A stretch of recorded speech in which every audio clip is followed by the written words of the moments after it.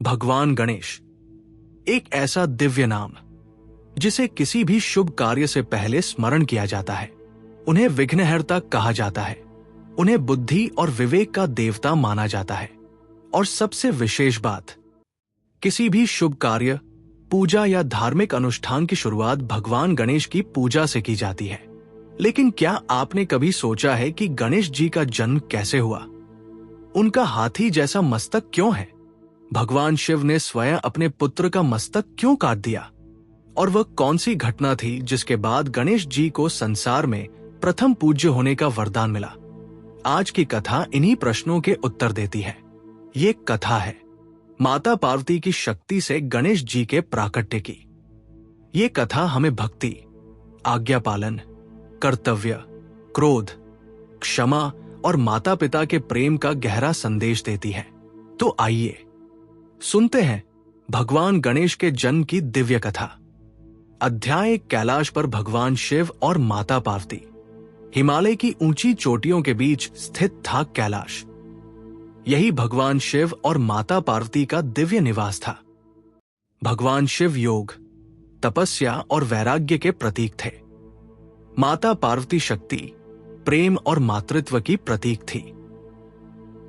दोनों का जीवन कैलाश पर दिव्य और शांत था। लेकिन माता पार्वती के मन में एक इच्छा थी। वे चाहती थी कि उनके पास ऐसा कोई अपना हो जो उनकी आज्ञा का पालन करे और उनके निजी कार्यों में उनकी सहायता करे। एक ऐसा बालक जो केवल उनका हो, जो उनकी रक्षा करे और जो उनके प्रति पूर्ण समर्पण रखे। इसी इच्छा से एक ऐसी घटना की शुरुआत हुई जिसने संसार को भगवान गणेश के रूप में एक महान देवता प्रदान किया। अध्याय 2: माता पार्वती की इच्छा। एक दिन माता पार्वती स्नान करने जा रही थी। वे चाहती थी कि इस समय कोई उनकी अनुमति के बिना उनके कक्ष में प्रवेश न करे। लेकिन उनके सामने एक समस्या थी। भगवान शिव के गण हमेशा शिवजी की आज्ञा का पालन करते थे। यदि शिवजी स्वयं वहां आ जाते तो उन्हें रोकना किसी के लिए भी आसान नहीं था। तभी माता पार्वती के मन में एक विचार आया। उन्होंने निश्चय किया कि वे स्वयं एक ऐसे बालक की रचना करेंगी जो केवल उनकी आज्ञा मानेगा। यहीं से गणेश जी के प्राकट्य की भूमिका तैयार हुई। अध्याय 3: गणेश जी का दिव्य प्राकट्य। कथा के अनुसार माता पार्वती ने अपने शरीर से निकले उपटन या दिव्य अंगलेप से एक बालक की रचना की। उन्होंने उसमें प्राणों का संचार किया। देखते ही देखते उनके सामने एक सुंदर और तेजस्वी बालक खड़ा था। वह बालक माता पार्वती को प्रणाम करके उनके सामने खड़ा हो गया। माता पार्वती ने उसे अपना पुत्र माना। उन्होंने उसे प्रेम से देखा और कहा, तुम मेरे पुत्र हो।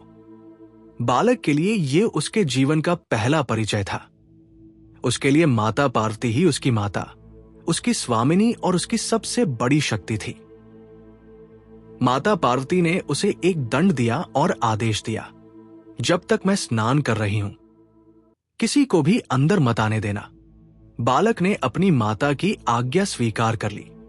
उसे यह नहीं पता था कि थोड़ी ही देर में उसके सामने स्वयं भगवान शिव खड़े होने वाले हैं।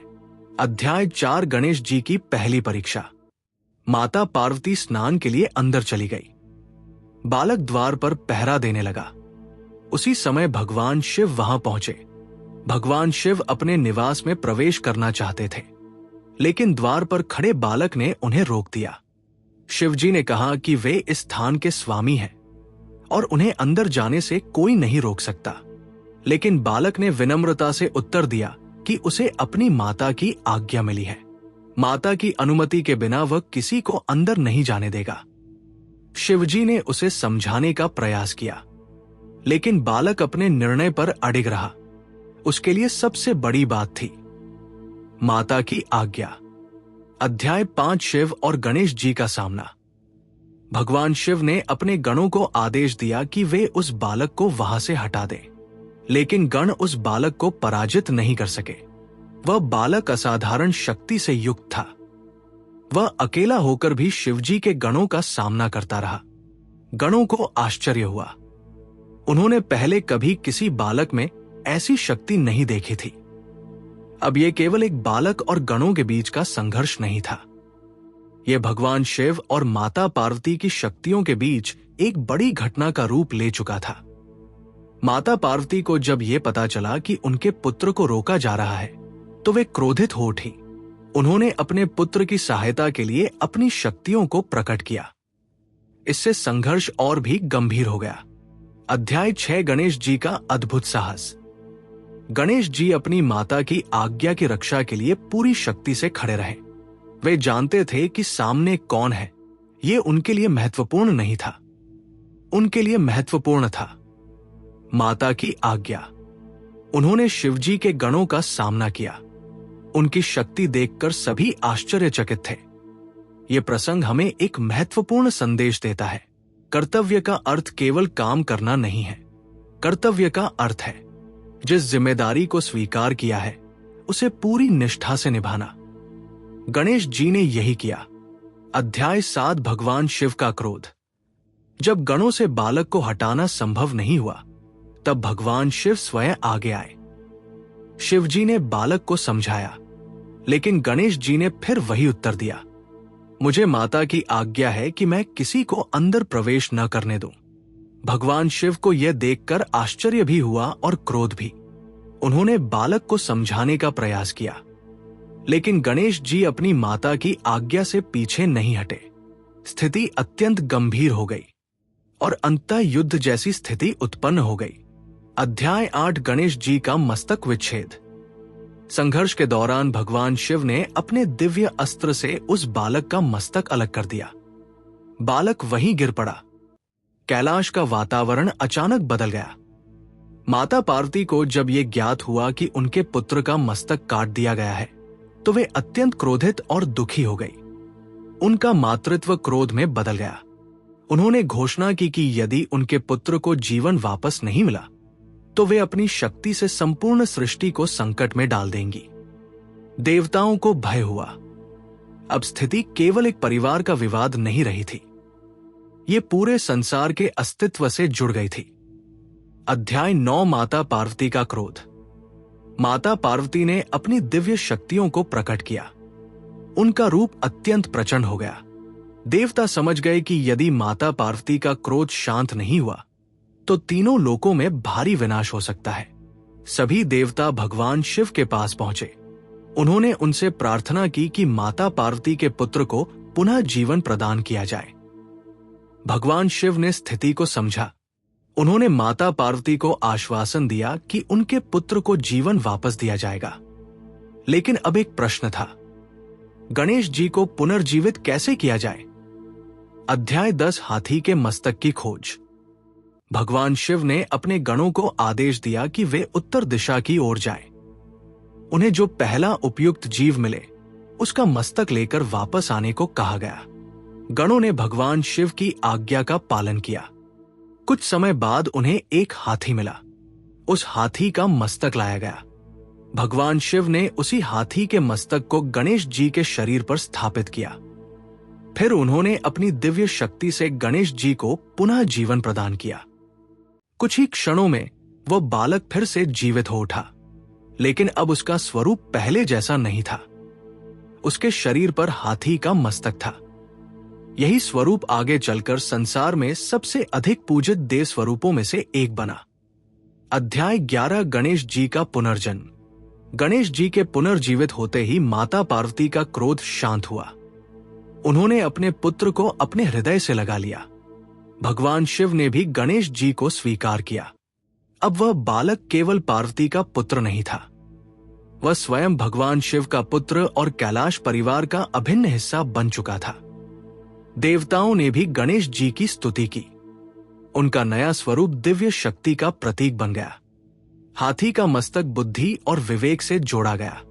उनका विशाल स्वरूप शक्ति और स्थिरता का प्रतीक माना गया, और उनकी शांत मुद्रा ज्ञान तथा संतुलन का संदेश देती है। अध्याय 12 गणेश जी को मिले दिव्य वरदान। भगवान शिव ने गणेश जी को अनेक वरदान दिए। सबसे महत्वपूर्ण वरदान था, गणेश जी प्रथम पूज्य होंगे, अर्थात किसी भी शुभ कार्य को आरंभ करने से पहले गणेश जी की पूजा की जाएगी। देवताओं ने भी इस निर्णय को स्वीकार किया। भगवान शिव ने उन्हें विघ्नों का नाश करने वाला बनाया। इसी कारण गणेश जी को कहा गया विघ्नहर्ता। जो भक्त श्रद्धा से उनका स्मरण करता है, उसके मार्ग में आने वाले विघ्न दूर हो और उसे बुद्धि तथा विवेक प्राप्त हो, ऐसी उनकी आराधना की जाती है। अध्याय 13 गणेश जी क्यों कहलाए प्रथम पूज्य। प्राचीन परंपराओं में किसी भी शुभ कार्य से पहले गणेश जी का स्मरण किया जाता है। इसके पीछे केवल एक वरदान की कथा ही नहीं, बल्कि एक गहरा प्रतीकात्मक अर्थ भी है। किसी भी कार्य को सफल बनाने के लिए शक्ति के साथ बुद्धि की आवश्यकता होती है। यदि मनुष्य के पास शक्ति है लेकिन विवेक नहीं, तो वही शक्ति नुकसान भी कर सकती है।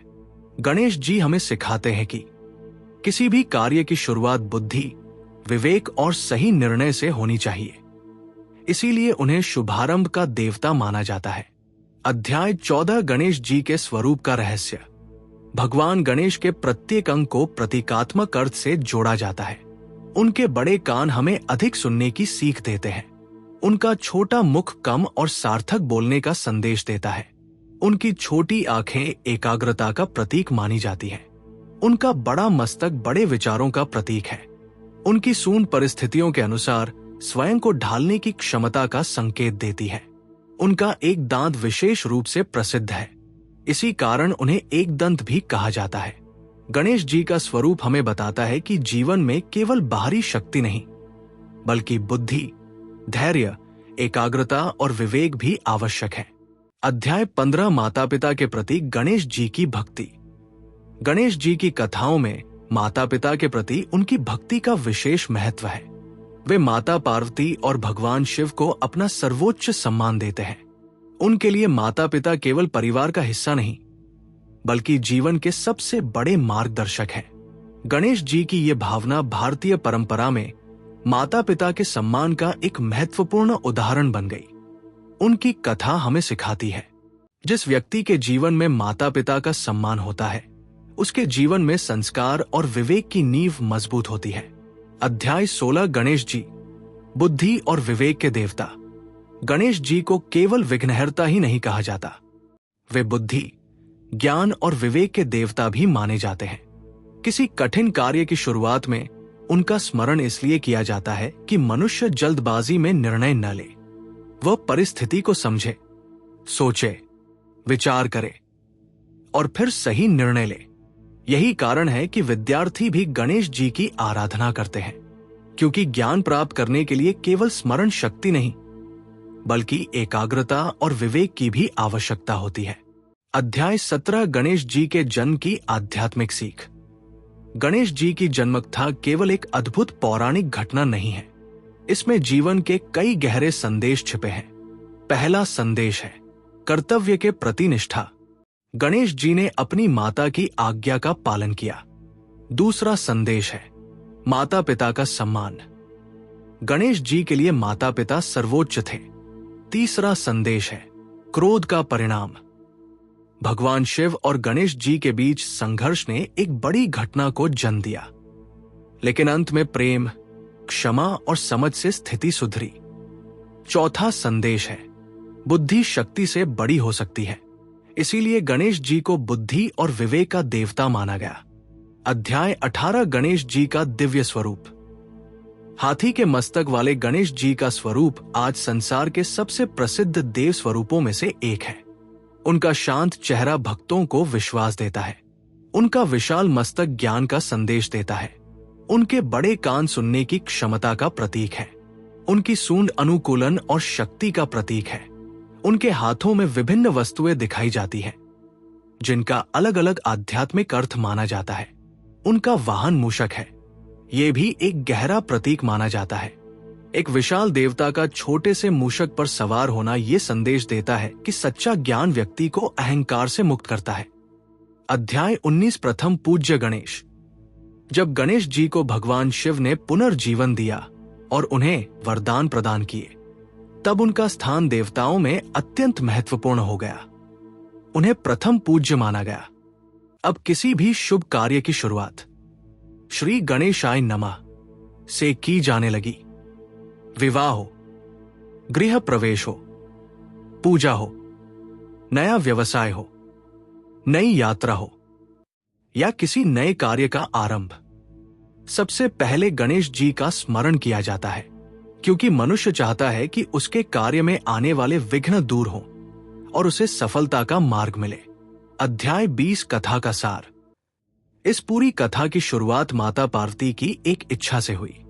उन्होंने अपनी शक्ति से एक बालक की रचना की। उस बालक ने अपनी माता की आज्ञा को अपना कर्तव्य समझा। उसने स्वयं भगवान शिव को भी द्वार पर रोक दिया। संघर्ष हुआ।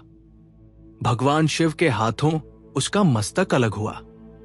माता पार्वती के क्रोध से तीनों लोकों में संकट उत्पन्न हो गया। फिर भगवान शिव ने उसे पुनर्जीवन दिया। हाथी का मस्तक उसके शरीर पर स्थापित किया गया और उसे दिव्य वरदान प्रदान किए गए। इस प्रकार वह बालक बन गया। भगवान गणेश विघ्नहर्ता, बुद्धि और विवेक के देवता और प्रथम पूज्य, समापन। गणेश जी की जन्मकथा हमें यह सिखाती है कि जीवन में केवल शक्ति पर्याप्त नहीं है।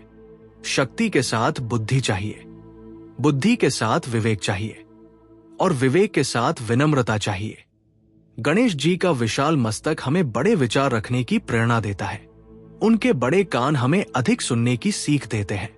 उनकी छोटी आंखें एकाग्रता का संदेश देती हैं और उनका शांत स्वरूप हमें धैर्य रखना सिखाता है। सबसे महत्वपूर्ण बात, गणेश जी हमें याद दिलाते हैं कि किसी भी नए कार्य की शुरुआत करने से पहले अपने मन को शांत करें, बुद्धि से निर्णय लें और ईश्वर का स्मरण करें। इसीलिए आज भी करोड़ों लोग किसी शुभ कार्य से पहले कहते हैं, श्री गणेशाय नमः। तो आइए इस दिव्य कथा के अंत में भगवान गणेश से प्रार्थना करें। हे विघ्नहर्ता गणेश, हमारे जीवन से अज्ञान और अहंकार के विघ्न दूर करें। हमें सही मार्ग चुनने की बुद्धि दें, हमारे मन को शांति दें और हमारे प्रत्येक शुभ कार्य को सफलता का आशीर्वाद दें। गणपति बप्पा मोरया। यदि आपको भगवान शिव, माता पार्वती और उनके परिवार से जुड़ी ऐसी ही दिव्य कथाएं सुनना पसंद है तो आवा जी किताब को सब्सक्राइब करें और इस ऑडियो बुक को अपने प्रियजनों के साथ जरूर साझा करें। ऐसी ही ज्ञानवर्धक और रोचक पौराणिक कथाओं के लिए हमारे साथ जुड़े रहिए। ओम नमः शिवाय। गणपति बप्पा मोरया।